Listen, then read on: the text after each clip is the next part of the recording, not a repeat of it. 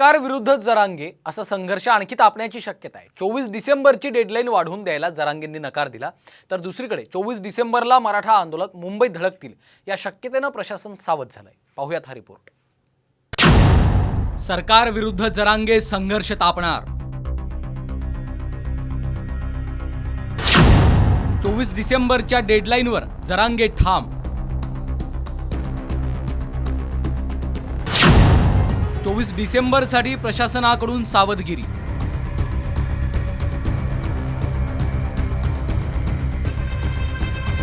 सरकारनं 24 डिसेंबरपर्यंत आरक्षण दिलं नाही तर आपण पुन्हा आंदोलनाला सुरुवात करू असा इशारा मनोज जरांगे पाटलांनी दिलाय। त्यासाठी 5व्या टप्प्यातल्या महाराष्ट्र दौऱ्यालाही जरांगेंनी सुरुवात केली आहे। आरक्षणासाठी येत्या 24 डिसेंबरला मराठा बांधव मोठ्या संख्येनं मुंबईत दाखल होण्याची शक्यता आहे। ग्रामीण भागातून मराठा बांधव ट्रॅक्टर घेऊन मुंबईला जातील अशी शक्यता असल्याने नांदेड जिल्ह्यातल्या ट्रॅक्टर चालकांना नोटीस बजावण्यात आली आहे।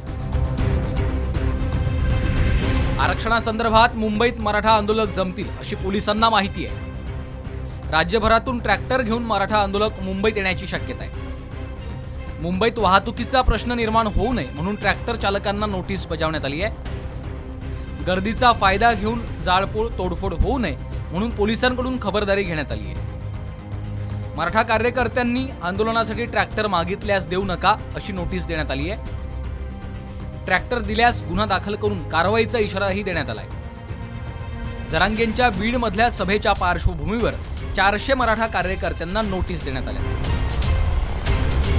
यावर ग्रामविकास मंत्री गिरीश महाजनांनी प्रशासनाची बाजू सांगण्याचा प्रयत्न केला, तर नोटिसा दिल्या म्हणून मागे हटणार नाही असा निर्धार जरांगेंनी बोलून दाखवला।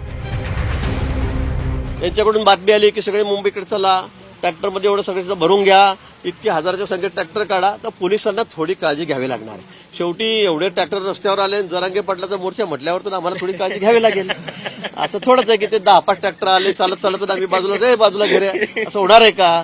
तर त्यामुळे पोलिसांना थोडी कायदा कारण सगळी मुंबई सारख्या ठिकाणी तुम्ही म्हटलं की ते जाहीरच केलं होतं, यांनी नाही केलं, सहकार्यांनी केलं, सहभागी केलं, सोशल मीडियावरती आलं, त्यामुळे पोलिसांना थोडी काळजी घेणं आवश्यक आहे। त्यामुळे थोडेफार प्रक्रिया निरंतर आहे। नोटिसा सोडल्यात त्यांनी खूप संभ्रम व्हायला लागलाय, म्हणजे कमी होण्याऐवजी रोष वाढायला लागलाय। मला वाटतं त्या जर वापस झाल्या, कारण ते शांततेचे कार्यक्रम आहेत तेवढे बीडचा आता होणारी 23ची सभा ही शांततेचा कार्यक्रम आहे। की जरी या नोटिसा दिल्या काय केलं तरी आम्हाला आमच्या न्यायापासून नाही हटता येणार, कारण आमच्या लेकराला हक्क मिळवून देण्यासाठी आम्हाला लढावं लागणार आहे।